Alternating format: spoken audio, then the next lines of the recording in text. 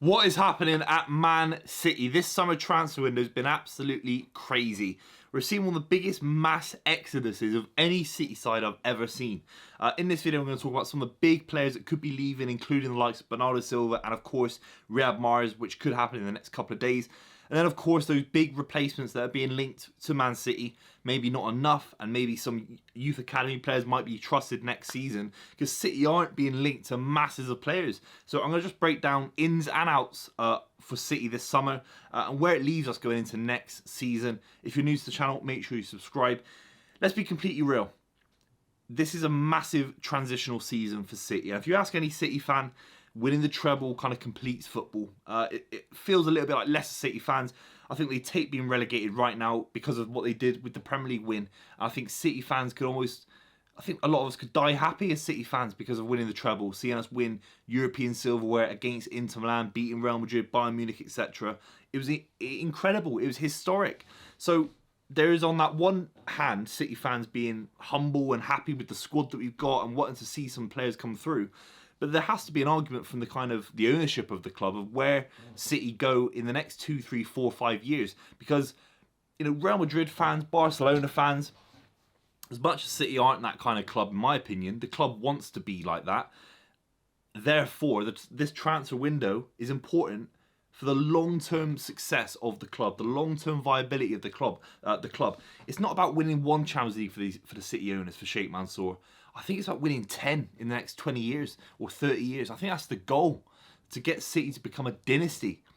And the reason I'm bringing all of this up as a kind of preface to transfers is because this window is massively important for the long-term viability of City, even a post-Guardiola era. If he does just see out his 2-year contract that he's currently got left at the club, then some of these players that do come in or do get trusted next season are really, really important. And it's very interesting nonetheless, whatever you think about it, even as a rival fan. Let's just talk about the big one today, Riyad Mahrez being linked to a move to Saudi Arabia that could be done as soon as this week. Apparently his massive salary has been agreed, and it's just the kind of nuance between City and Al Hilal.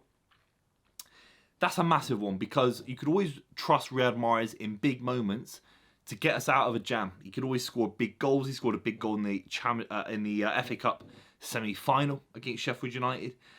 Helps us get to the Champions League final for the first time in our history with big goals against PSG. And he wasn't trusted in those big games this season, unfortunately. He wasn't trusted in the FA Cup final to start or the Champions League final to start. And he would be a little bit gutted about that.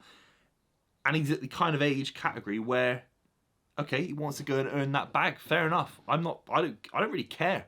I think he's done his service to City. I think he's absolutely fantastic. In that sense, I think he's done everything he can do at the club.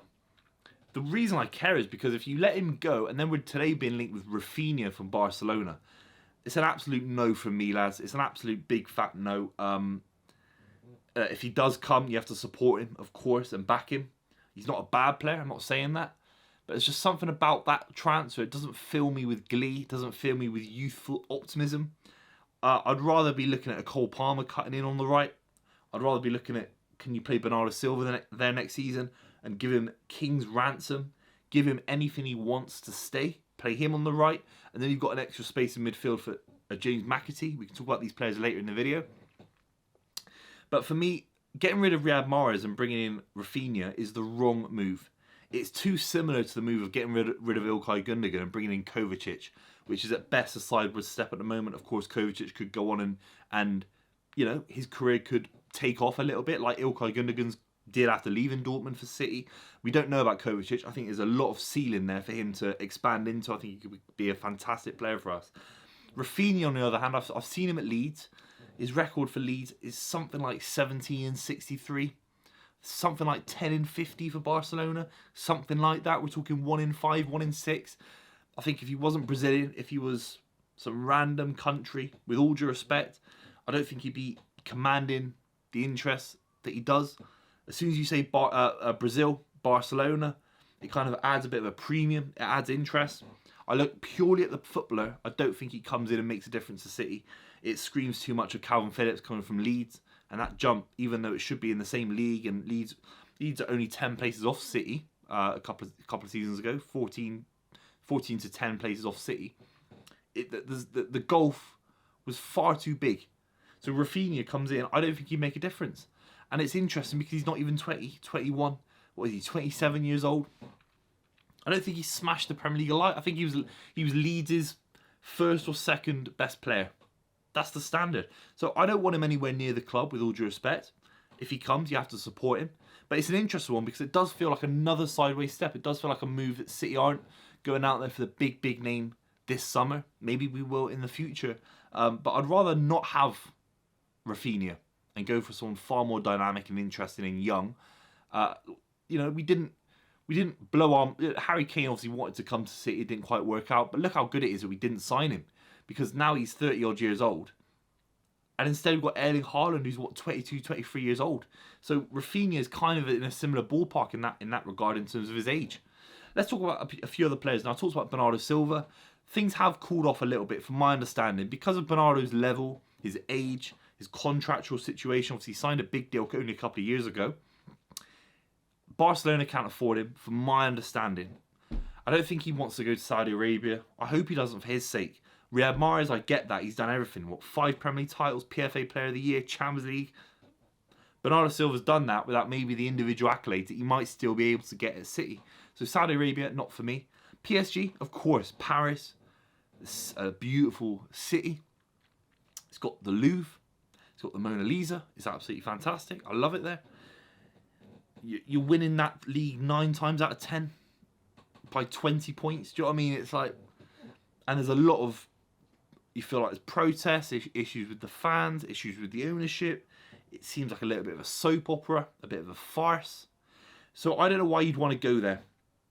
But it's his life. If he wants to live on the continent, I get it. It's not, Manchester isn't Paris. But for me, if you're the club, you offer him a brand new contract, 3 years. If Barcelona come in for a certain price, we'll let you go at any point. But apart from that, we'll give you 350 grand a week. Match Haaland, match De Bruyne. Bang. That's what I'd do. A couple of others, obviously Kyle Walker. It's a bit of a less interesting one, but Kyle Walker obviously potential on his way out. That's one that's far more solvable. You're bringing Gvardiol, you're bringing Stones to play right back, Ake, Gvardiol, Diaz, Akanji. So many options. Rico Lewis is a player underrated. And then we've got to talk about the players that are kind of coming in. Now, obviously, James McAtee had a fantastic loan spell. He's kind of coming in as a fresh pair of legs. There's rumours that he's kind of being trusted and he's being looked at by Guardiola for next season. I think that's a massively right thing to do. I absolutely think he should be playing. I think he's so talented. So suddenly you've got McAtee in midfield with Kovacic, and then you've got rid of Ilkay Gundogan. I think you keep Calvin Phillips. There will be periods where where Rodri will need to get rested. If you get rid of Calvin Phillips, who comes in, really? Who comes in? I don't think anyone comes in. Unless a Lavia comes in last minute, someone like that, I'd love that. But I don't think that happens for some reason. I don't know why there isn't interest. So I think you keep him. Cole Palmer is the interesting one. I think you loan Cole Palmer out. I think he showed spells, little glimpses. But not for me, not at the moment. He's not there yet, in my opinion. Kovacic has come in as well. That's an addition that fills the squad out. I think the City squad need one more big name.